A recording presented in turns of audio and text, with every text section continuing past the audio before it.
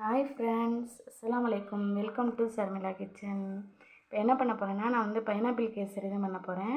Pineapple வந்து நான் ஒரு பைனாப்பிள் எடுத்துருக்கிறேன், நார்மல் சைஸ் தான். அதை வந்து நான் சின்ன சின்னதாக கட் பண்ணி வச்சுருக்கிறேன். அது கூட வந்து நான் ஆவின் நெய் எடுத்துருக்கிறேன், சுகர் எடுத்துருக்கிறேன், சால்ட் எடுத்துருக்கிறேன். அது கூடயே வந்து நான் ரவையும் எடுத்துருக்கிறேன், முந்திரி பருப்பு எடுத்துருக்கிறேன், மில்க் மேட்டும் எடுத்துருக்கிறேன். பைனாப்பிள் கேசரி எப்படி செய்யலாம்னு வாங்க பார்க்கலாம். வந்து நான் ஒரு சின்ன சட்டி தான் எடுத்துருக்கிறேன். அதை நல்லா காய வச்சு அது கூட நெய் சேர்த்துக்கிறேன். நெய் நல்லா காஞ்சதோட பைனாப்பிளை சேர்த்துக்கோங்க. பைனாப்பிளை சேர்த்து நல்லா வதக்கிங்க. அது கூட வந்து சுகரும் சேர்த்துக்குங்க. சுகர் வந்து ஒரு 3 டேபிள் ஸ்பூன் போடுங்க.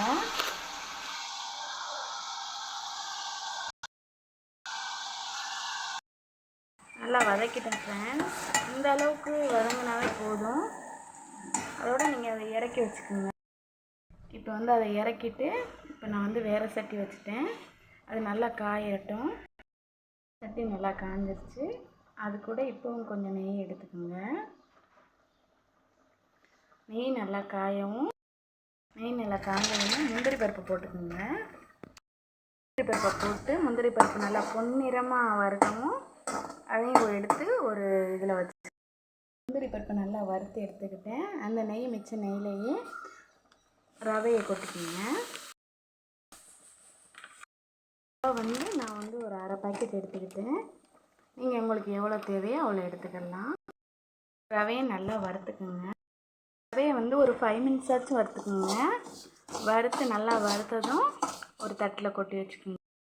நல்லா வேக வச்சு ஃப்ரெண்ட்ஸ். அது கூட வந்து அதே சட்டியில் வந்து நீங்கள் வந்து ஃபுல்லாக தண்ணி எடுத்துக்கோங்க.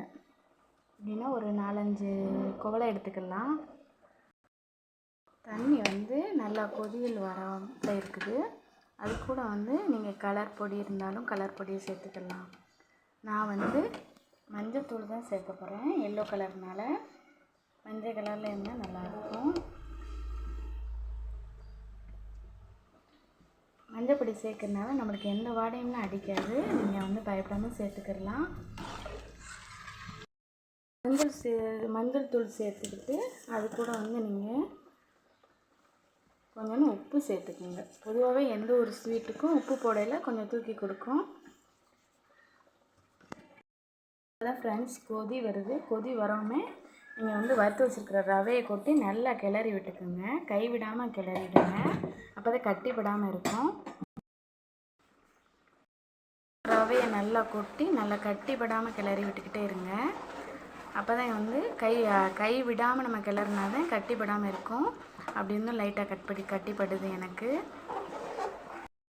சிம்மில் வச்சுட்டு நீங்கள் அது கூட வந்து சுகர் சேர்த்துக்கோங்க. சுகர் சேர்த்துக்கிட்டு லைட்டாக நெய் சேர்த்துக்கோங்க. உங்களுக்கு தூக்கலாக தேவைப்பட்டுச்சுன்னா தூக்கலாக நீங்கள் சேர்த்துக்கலாம். இல்லாட்டா கம்மியாக சாப்பிடணும்னா கம்மியாக சேர்த்துக்கலாம். அது உங்களுடைய விருப்பம். நான் வந்து எப்போவுமே சுகர் தூக்கலாக தான் போடுவேன். லைட்டாக நெய் சேர்த்துக்குங்க. சேர்த்துக்கிட்டு வதக்கி வச்சுருக்கிற பைனாப்பிளை அது கூட சேர்த்துருங்க. அது கூட வந்து நான் கொஞ்சம் மில்க் மேடு சேர்த்துக்கிறேன். இது மில்க் மேடு வந்து ஆப்ஷன்னு, உங்களுக்கு தேவைப்பட்டால் நீங்கள் சேர்த்துக்கோங்க. நான் கொஞ்சம் டேஸ்ட்டு நல்லாயிருக்கும் எடுத்து கொடுக்கணும்னு சேர்க்குறேன். அவ்வளோதான் ஃப்ரெண்ட்ஸ், பைனாப்பிள் கேசரி ரெடி ஆகிடுச்சு. ஸ்டவ் ஆஃப் பண்ணிக்கோங்க. இப்படி இருந்தால் உங்களுக்கு அல்வா மாதிரி இருக்கும். சாப்பிடவும் நல்லாயிருக்கும், டேஸ்ட்டாக இருக்கும். அதெல்லாம் கண்டிப்பாக ட்ரை பண்ணி பாருங்கள். பிடிச்சிருந்தா லைக் பண்ணி ஷேர் பண்ணி கமெண்ட்ஸ் பண்ணுங்கள். மறக்காமல் சப்ஸ்கிரைப் பண்ணுங்கள்.